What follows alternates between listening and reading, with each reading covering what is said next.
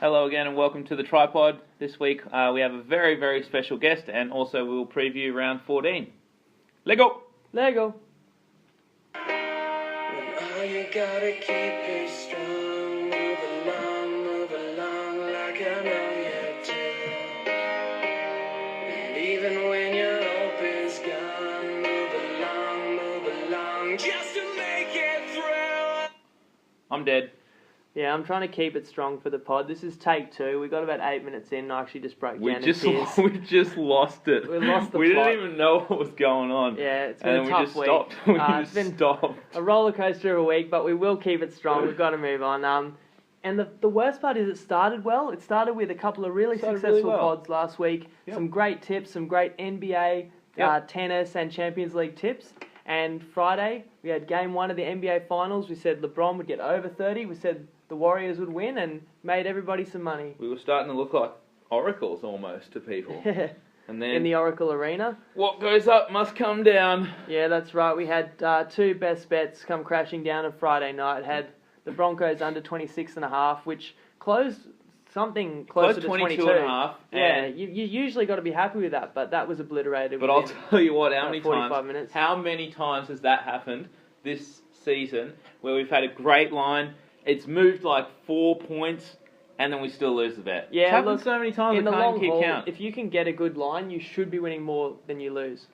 You should. But we're not! Oh, I know. We also had the Tigers. That wasn't really a good line. We laid 3.5. We apologise for that because it closed 2. And I also like to apologise on behalf of the Tigers. Yep. Pete Evans, good friend of the show. I don't know what he has to say for himself. No, I don't But know that either. that one shot down mixed picks in flames as well on Friday night. So that's the peaks and troughs Yep, absolutely. of professional betting. Well, and also Dragons Bulldogs went way over. And it was 6-10, 10-6. 10-6 at half time, looking good, and then Bulldogs came out, scored, 4 minutes into the second half, and we were toast. And then, actually, I'll give a shout out to Pete Evans once again. He had put 50 cents on Bulldogs to score 23 points exactly at 151-1. They were on 23 with about 4 minutes left, and then Exactly 23. Where do you Oh, get the no. inspiration for that? Well, he actually said that he saw 21 was like 15-1, and then 23 was like 151-1. So he was like, oh, well, it's worth a stab. Exactly 23 points. Yep. Yeah.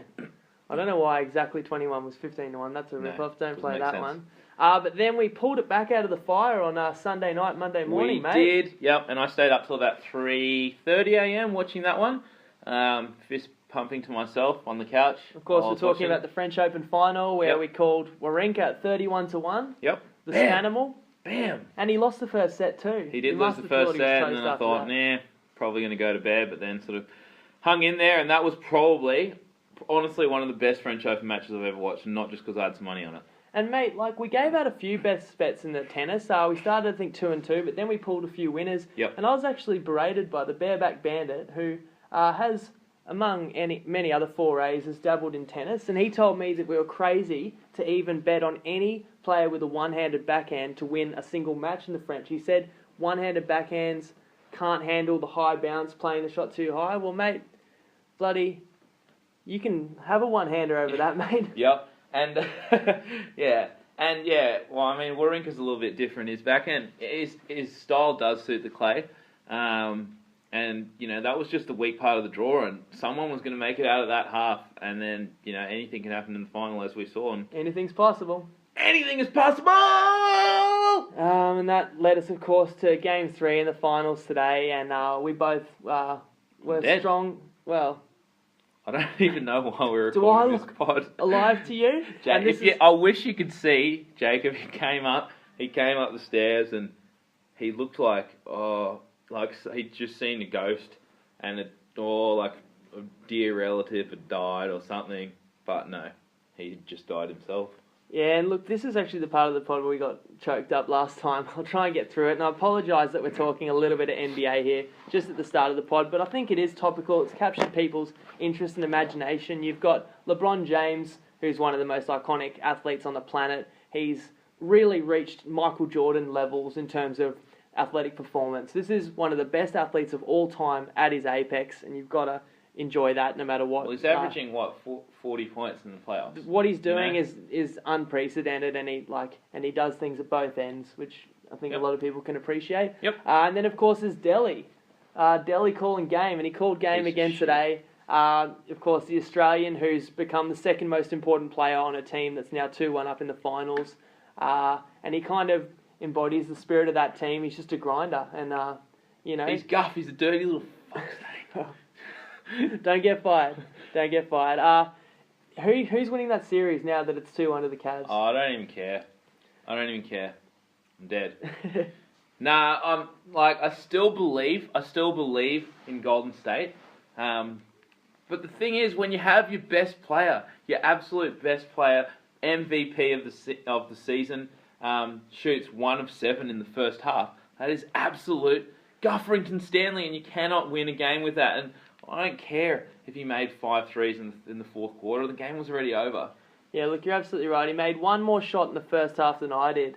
And I had work today. Yeah, no. I expect better from an MVP, and he's been terrible the last 2 games. And the first, game 2, they were saying, it's because Delhi's guarding him so well. 0 from 8, Delhi guarding him. But I thought it was just an anomaly, and it might be right. They might be right. Well, I don't think so, because he made about 3 threes in the final minute, mate, and showed that he was fine. I didn't see that. Yeah, it was too little too late. Down 2-1. We're in a bit of a hole. We both had bit of coin on the Warriors to win in 5 or 6, like we said in the pod last week. So that's definitely looking good at the moment. Looking like it's in all sorts. But we move along.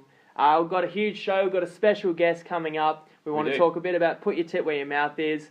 We're really digging in this week. We know that we need to bounce back for the fans. Yep. We've got some best bets. Got good ones this week. I feel good. Can we get our guest on the line while I introduce him? Yeah, we'll try and get him on the line. Now the guest that I'm about to introduce, he really needs no introduction. But let me give him one anyway. We're about to give a call to South Graceville Rugby League Club legend. I think we've got him live on the pod right now. You're live on the pod, Jem. How you going? Good, thanks, boys. Thanks for having me. Mate, it's our pleasure. As I was saying, you're an absolute legend of the game. I was just introducing you. Obviously, inaugural captain of that legendary South Graceville team that played in the mid 2000s. Of course, you're the coach at Ipswich Brothers Rugby League Club. You've been a long-time Cowboys member. You're our resident expert on the Cowboys and all things rugby league, mate. So the list goes on. Too kind, boys. How are the boys going down there, mate? How's the footy going? How are the brothers going? The brothers in Ippy? Yeah, mate. Yeah, they're not going too bad. They've come a long way. A few things to sort out still, but we'll get them there. Yeah, mate. This is your first season coaching there? Second season. So, not quite a Bennett-esque turnaround, but going in the right direction? Yeah, most definitely. We've lost a lot of our A-grade players from last year and picked up a few new boys, and yeah, they're developing along quite well. That's good to hear, mate. Well, you are our Cowboys expert, mate, and that's why we've got you here. And mate, can you talk a little bit, Jonathan Thurston? Is he the best ever, mate? I reckon so. If not now, he will be classed as soon.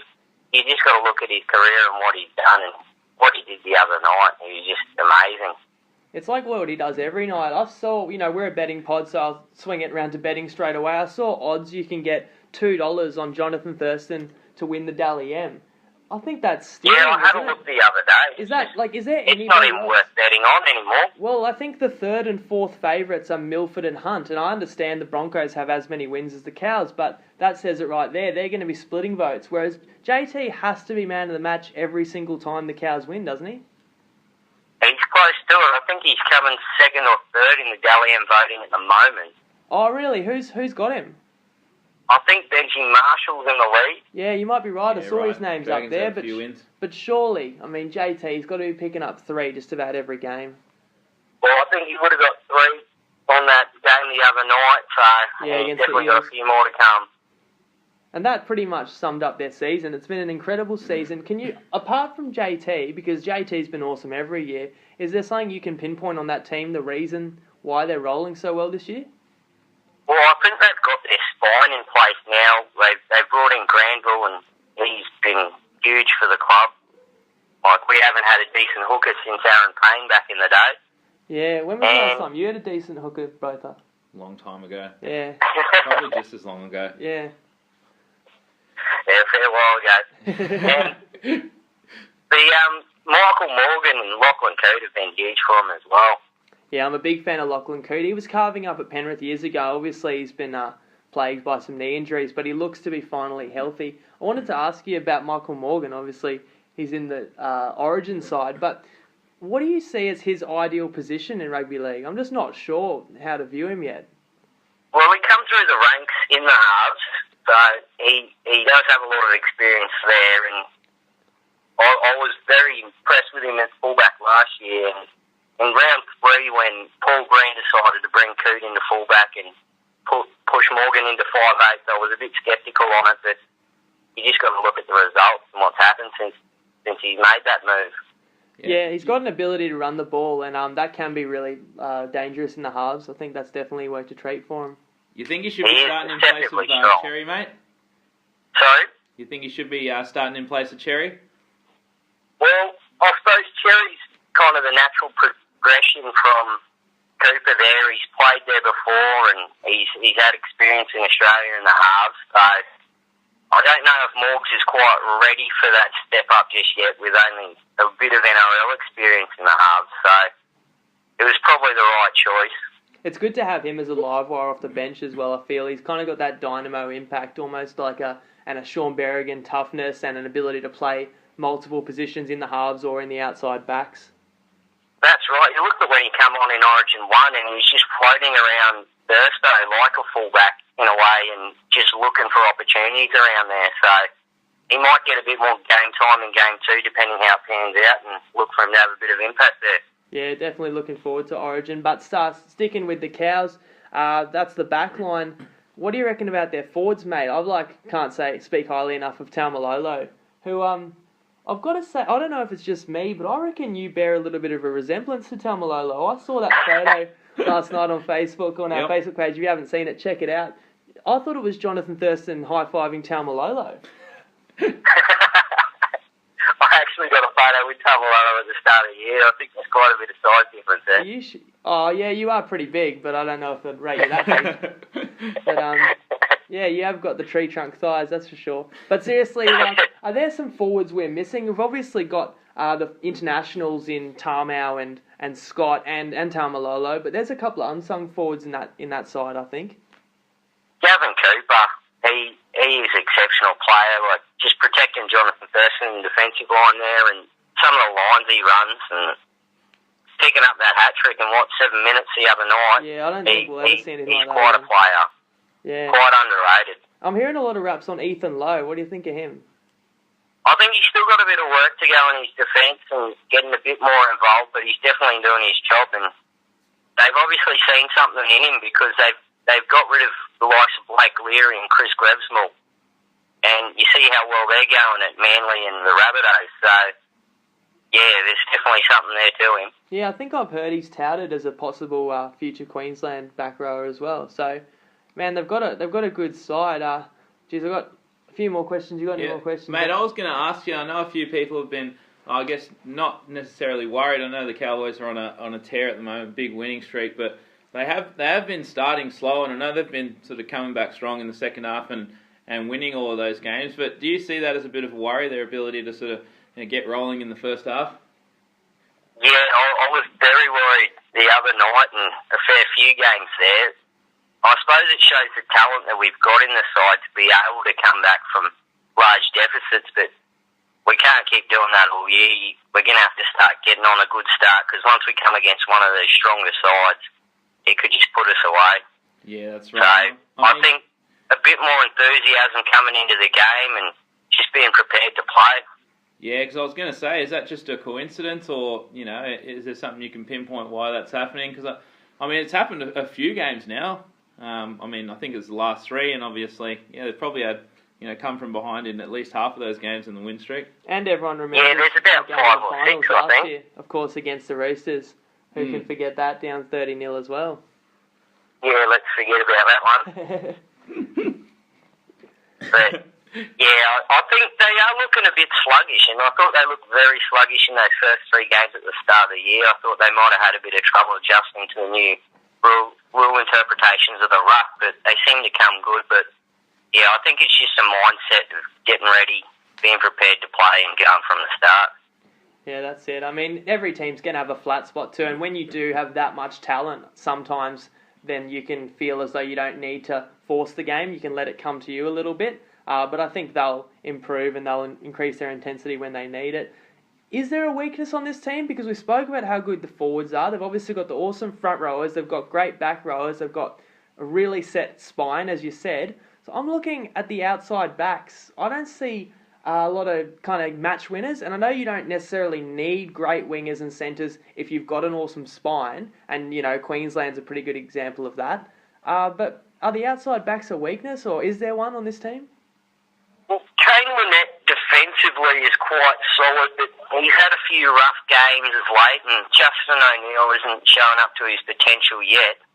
But Matty Wright's, he's got some talent to show there, but yeah, a bit of work in the backs, but those forwards lay in the platform, and then the halves just roll off of that, and yeah, outside backs pretty much just got to catch it and put it down.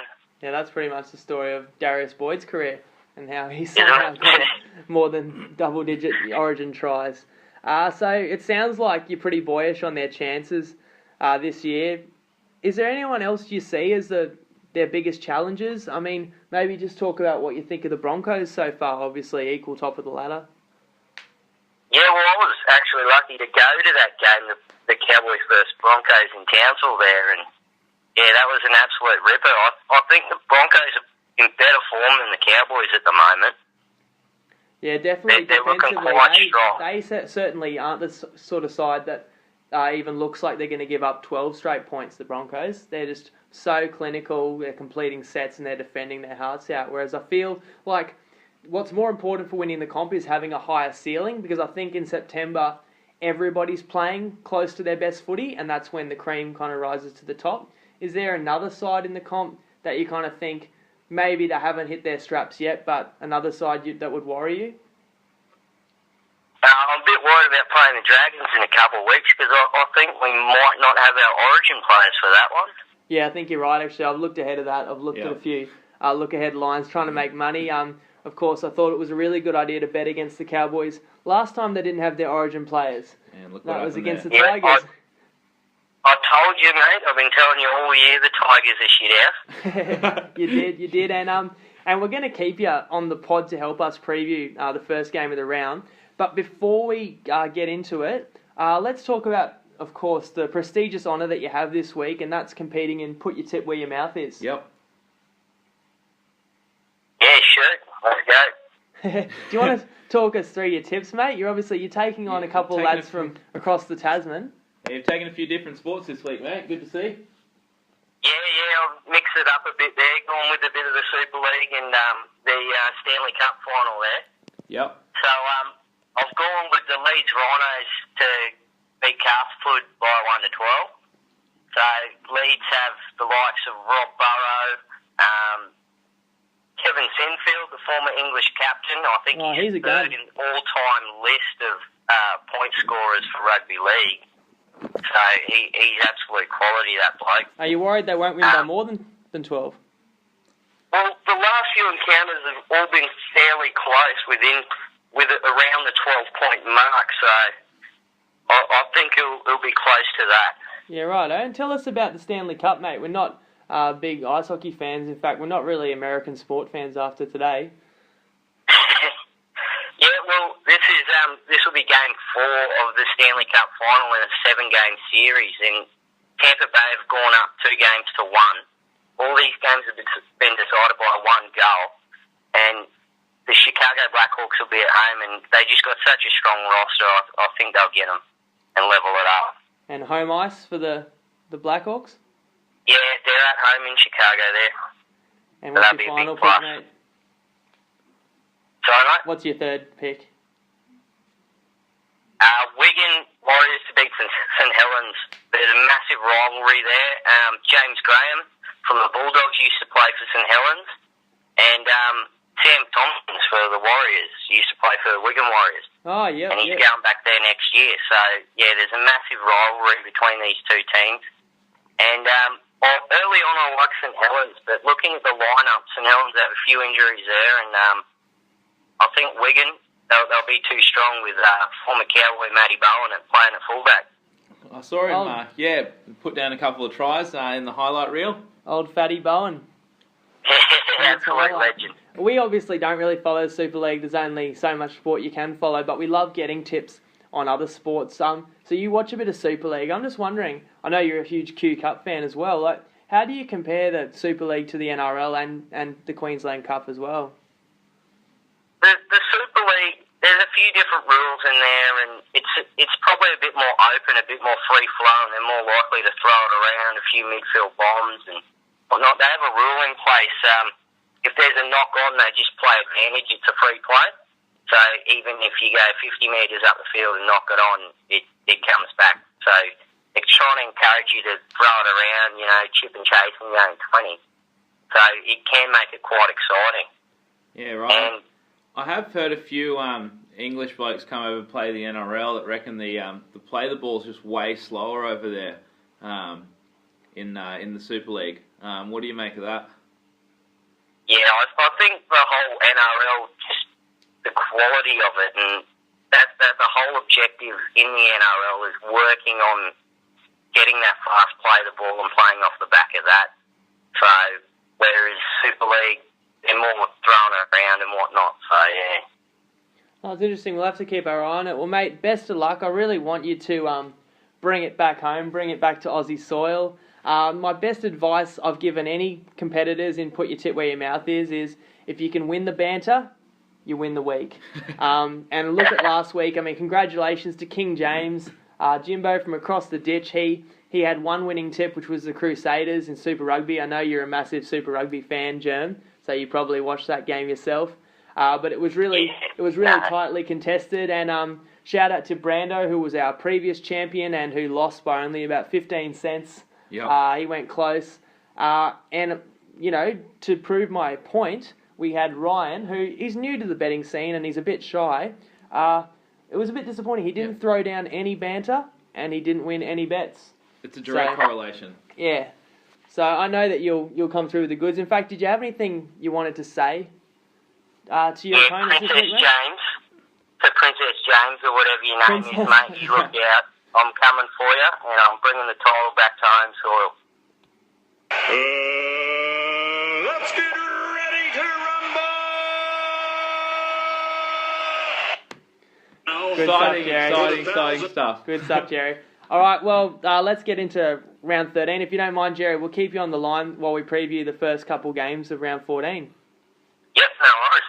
Yeah, no worries. So, kicking it off, we got your favourite, Jezza. The Tigers are hosting the Rabbits. The Tigers getting 8.5 points and the total sitting at around 42.5 to 44. Why don't you kick us off, Jerry? What are your thoughts on this one? Yeah, I think the Rabbits will be too strong for the Tigers. The Tigers will be strengthened by bringing back David Nofaluma and Tim Simona into the centres, but losing Robbie Farah and Aaron Woods they'll lose too much with that. And the Rabbitohs, they've been without Adam Reynolds for a while, and they're slightly seeming to adjust. And with the loss of Isaac Luke, Cameron McInnes has been there for a few games, and I think they'll be all right there. Yeah, I might let you tell us your thoughts on this one, both. I know you had a bit of a betting angle for us. Yeah, and we spoke about this a little earlier, but I heard an interview with the Tigers coach, and it was right after they lost 8-0 to the Cowboys. Jim, you'd remember that one fairly well. And he actually called into Triple M. I don't know if you heard it. He was copping a bit of flack for their performance there after they laid an egg against the Cows. And he just came out and said, like, it doesn't matter what happens this season. Like, we are focusing on defense for the whole season. Like, I don't care if it doesn't matter if we're winning games or not. He's saying, like, every single premiership team over the last 5 years has had ridiculous defense. That's the team we want to become, and we're going to focus on defense for basically the rest of the season, no matter what the outcome. I know some of their most recent results have, they have let in a few points, etc. But I still believe that they're really, really trying to knuckle down on defense. And obviously, attacking weapons missing from both sides. I really, really see this game as a low-scoring affair. I know Reynolds has been out for a little while. That keeps the score a little lower as well. With his kicking ability. So I really like the under in this game. I don't know what your thoughts are. Well, just while you were saying that, I thought I'd just quickly Google the Tigers' recent results, talking about their focus on defence. I mean, conceded 27 against the Titans. I think we remember that because we had a best bet against them. He didn't say they were a good defensive team. He said that's what they're focusing on for the in whole round season. 12, they conceded 0, which is pretty good, but of course they had the bye in round 12. In round 11, they held their opponents to 8 points. That was pretty good. I think we had a best bet on that one too. The only problem was they didn't score. Yep. Just keep scrolling through here. Conceded 22 in round 10, so again, more than 20. Conceded 36 against the Roosters, so maybe they just forgot about their defensive intensity in that one. Yeah. Alright, held the Bulldogs to 14. I remember that game. The Bulldogs had half their team out.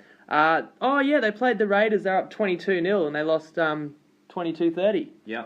So again, Raiders obviously scored the most points in the comp so far. Yeah, what the coaches, they're obviously all drinking the Kool-Aid. They lost 32-22 to the Warriors. I actually remember that one well because it was a 4-point game and we had plus 8.5. They conceded on the final play of the game, mate. Yeah, I think that was the same story. An intercept try or something. I'm getting sick of this anyway. Read the last one. Alright, they held the Eels to 6 points, but I don't know how good the Eels are. We'll talk about that a little later. But I actually do believe in the Tigers despite all that. I think they have to feel like their season's on the line right now. There's got to be confidence. You said it, Jerry. I kind of agree with you. I think you mispronounced one of their centres' name. I think it's pronounced No Foul on Your Mama. He's back. He's an absolute beast. Tim Simona is a live wire. He's extremely fast. He can get in. He turned the light off and get into bed before it gets dark, that guy, and he's been injured. So I think he'll add something. Tedesco was killing it earlier in the year.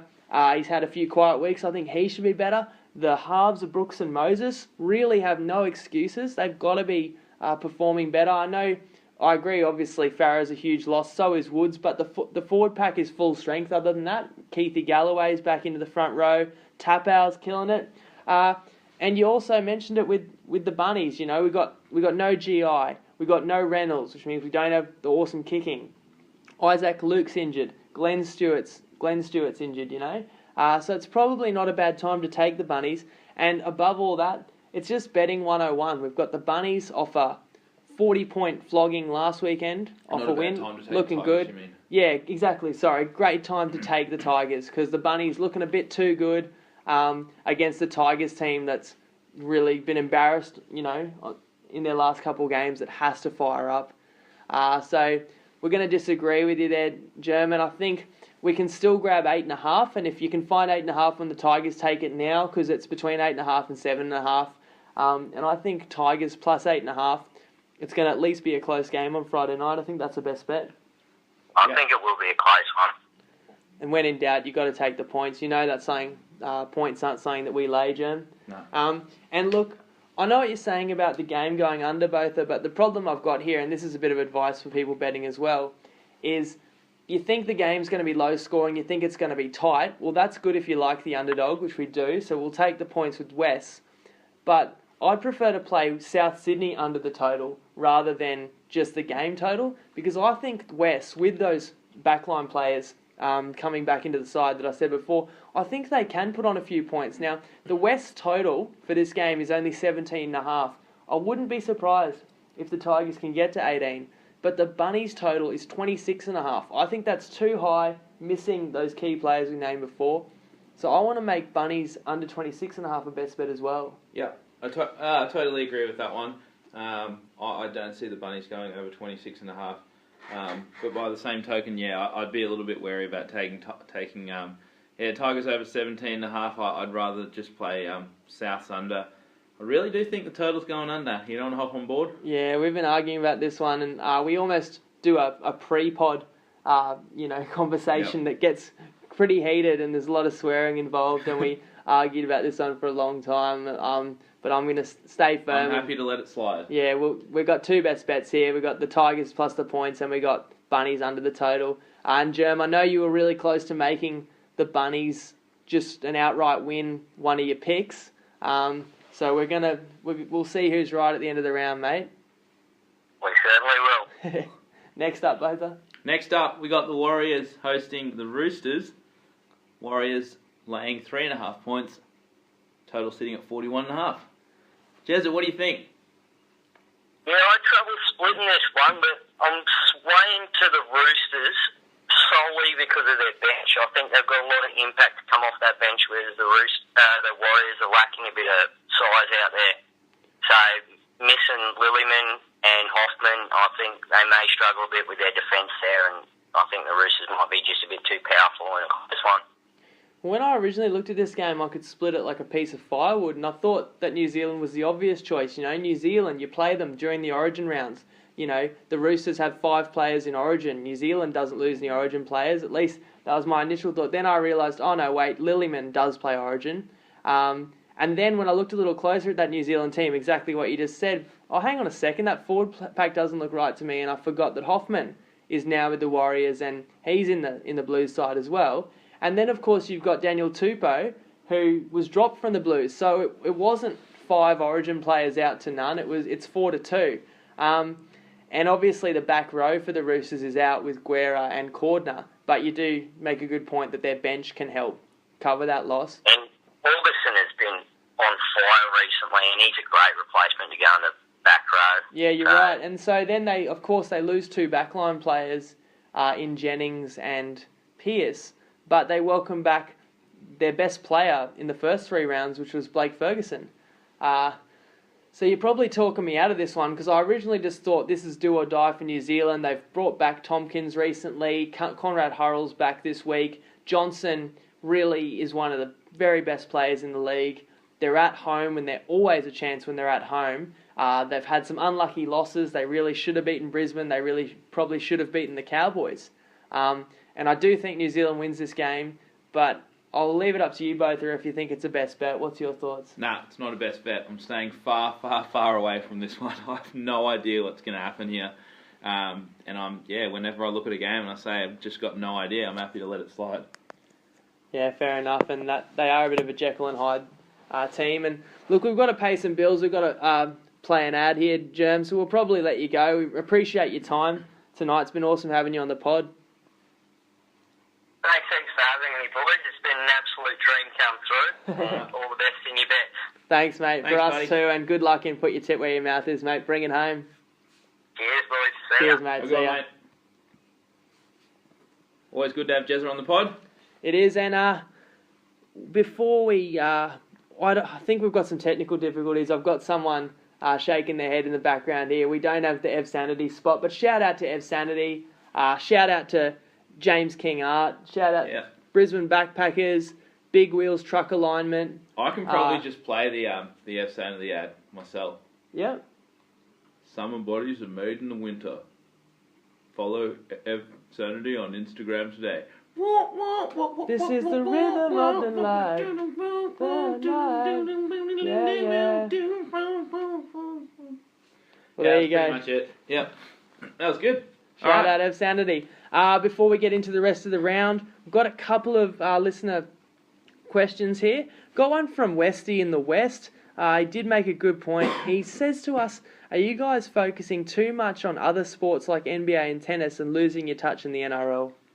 Oh, Westy. Yeah, and that would be easy to sort of say after an 0-3 round, but look, as we said before, there's going to be up and down weeks where, you know, obviously we have a round where we go 7 from 7, and we have a round where we go 0 from 3. But I mean, there's just so much sport on at the moment. It's hard to keep track. But overall, I mean, our record's still sitting pretty good at the moment. Obviously, when the NBA playoffs are over, we'll be able to spend a bit more time on the NRL. But there's just so many sports on at the moment. It's hard to keep track. But we do our best. We put in as many hours as we can. And the thing is that we're trying to sharing's caring, and we're trying to give out what we think are winning plays. And actually, our all-sport record's really strong. We've won 61 out of 95 best bets, which is actually just an outrageous clip, to be winning at, so we make no apology for giving out extra plays on other sports. But he certainly made a good point that our NRL record is dwindling a little bit, currently at 32 and 22. But still, if you're putting $100 on every game, you're still up around $1,000 on the season with the TryPod. And we honestly feel like we've had an unlucky season. We feel like there's been quite a few that could have gone the other way. And this is must-win week for us. We are digging our heels in this week. Yep. We're bringing our A game. We're really, for me, like, we will have a winning record this week. I'm saying it now. Feel really good about our tips. So we're gonna prove you wrong this week, That's Rusty. the only time you feel good about your tip, eh? Yeah, probably never will again. Never have before. True. And speaking of tips on other sports, we've got one in here from TI, Tommy Ilassi, and actually he celebrated a birthday a couple of days ago. He's a good friend of the pod, so Shout out. happy birthday, Tom. Tom's our go-to AFL expert. Whenever there's promos, we know we want to bet on the AFL because it's positive EV, as we explained earlier, but we just don't know which side. And he gives us a lot of good guidance, and he's really sharp, and we'll try and get him involved from an AFL perspective. Not everyone might be a fan of AFL, but I know everyone likes money, so Tom certainly has the goods for us there. Now, he's got one a bit out of left field. He says, North Melbourne Kangaroos versus Sydney Swans should be an old-fashioned grind fest. Take the total under 180.5 points.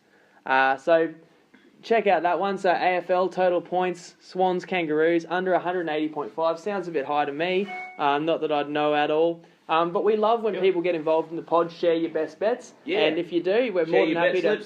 Yeah, we're more than happy to share it with our listeners and get everyone involved and give you a shout out. I've got a question here as well. I can't believe I haven't asked this earlier, but how was Pitch Perfect 2? It was excellent. Was it? Yep. Like, you haven't seen it? No, I haven't seen it yet. Have you seen the first one? I can't say I have, to be honest. As good as the first one? Yeah, I'd say almost just as good. How, like on a scale sounds really gay, but you don't understand. It's pretty funny. It's pretty funny. I think you're probably right. It probably does look that, but we're all into equality on the pod here. So, well, from a rating of 1 to fabulous, what would you say?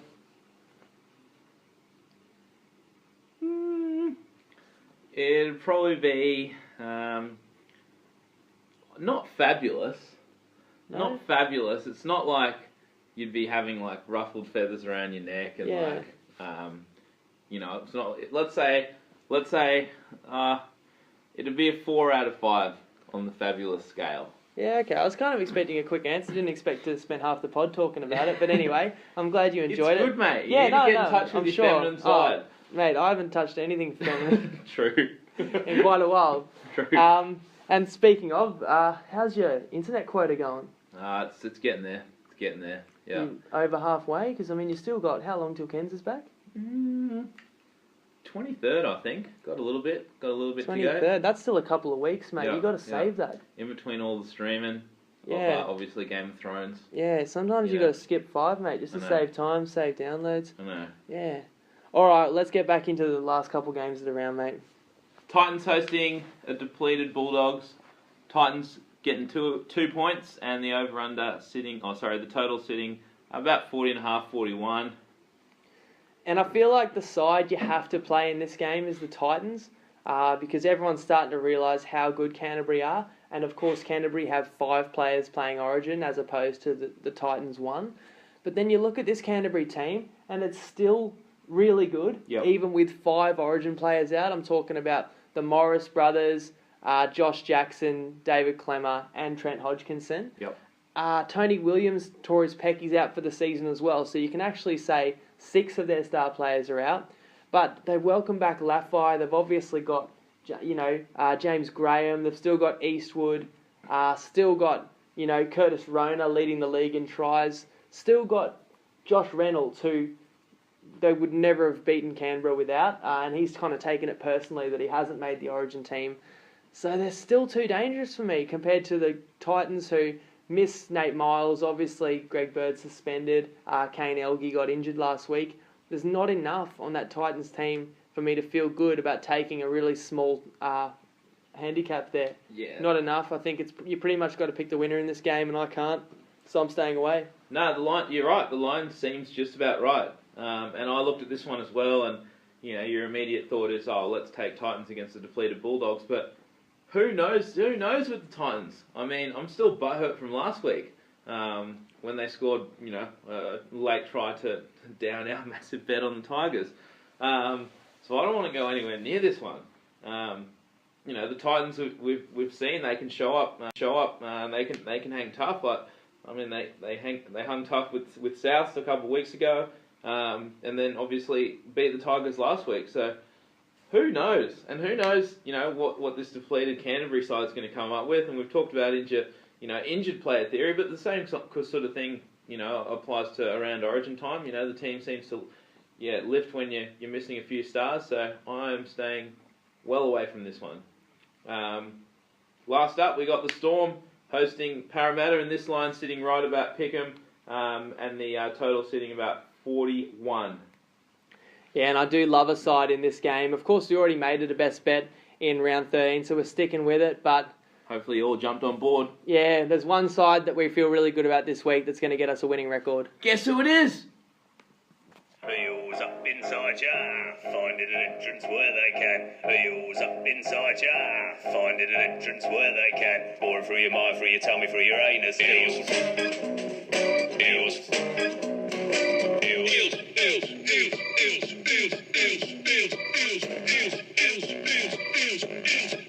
Give it up now. Can you guess who it is? It's the Eels! It's the Electric Eels. You got to find an entrance where you can. We told you to take plus 2.5 last week. That was before round 13. What happened in round 13? The Storm didn't concede a try, won 24-2 against Penrith.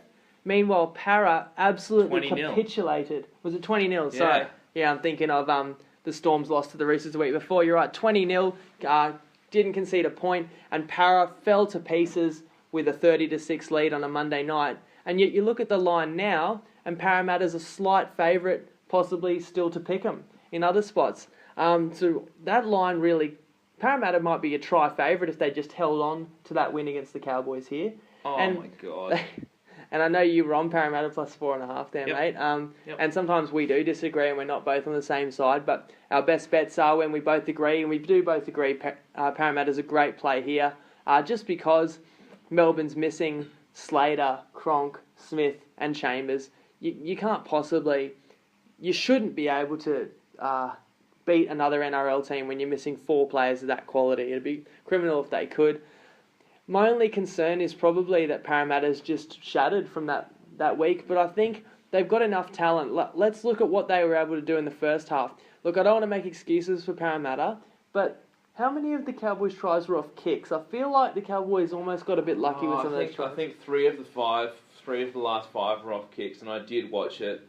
The first one that started it all was just broken play. I think there might have been a drop ball in there, and Thurston just, grubbed a crappy little grubber in there, and sure enough, picked it up and scored. And then I think they scored 5 tries off the next 6 sets. But I watched the whole game. Parramatta really impressed me in the first half. Their forwards were rolling. They were making 60 metres a set.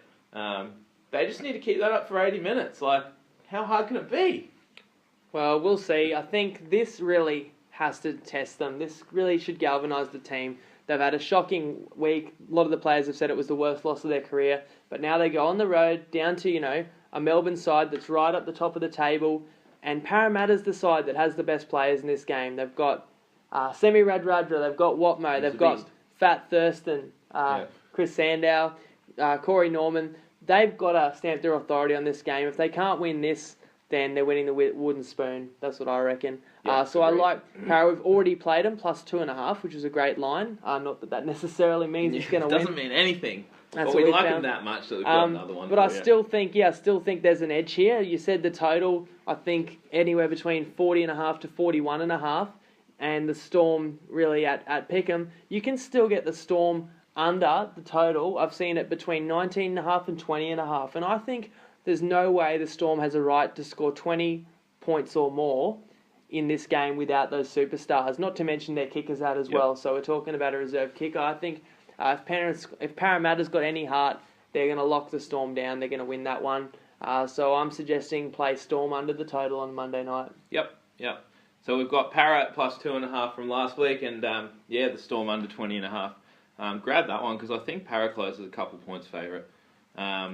and that'll wrap up the round. Yeah, and you made a point about some lucky tries by the Cows. Maybe I'll just really quickly touch on Manly Brisbane last week. You've got to notice when teams score a lot of lucky tries, and I mean, how many lucky tries did Brisbane get? Yep. I know we had them under 26.5, so we noticed it even more.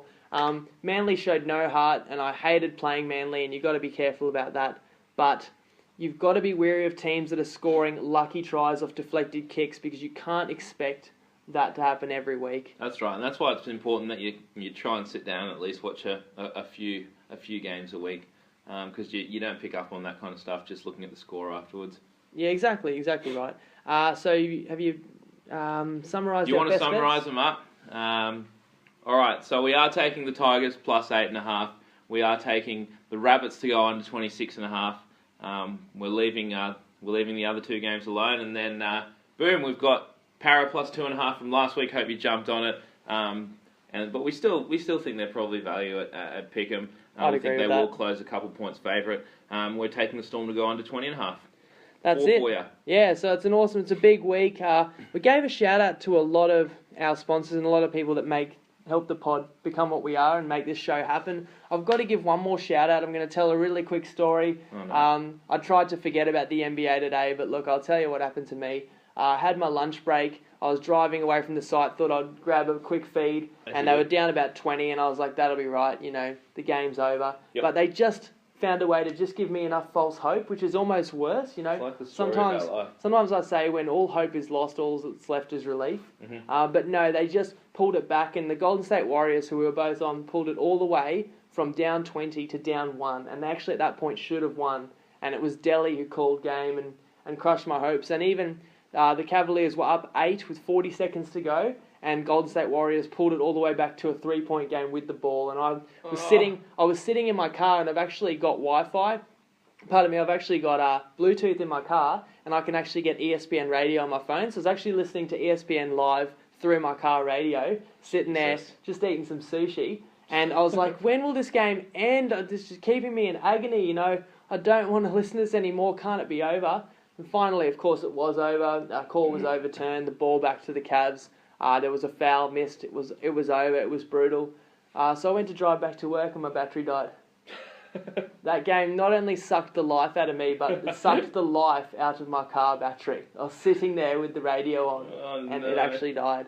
You'd prefer something else getting sucked the life out of. It's been a long time. No, So I've got to give a shout out to the lads at Kmart Tire and Auto. I was stuck. I didn't know what to do. But they were just around the corner, so I thought I'd wander in with my tail between my legs and tell them what had happened. What a terrible And day. turns out they were actually fans of the pod. They recognised me. Very good. Yeah, so they were too happy to help. And I think also they just saw the look on my face and just knew that something terrible had happened to me, and that They were probably like, oh, my condolences. Yeah. Who died? Yeah, it's like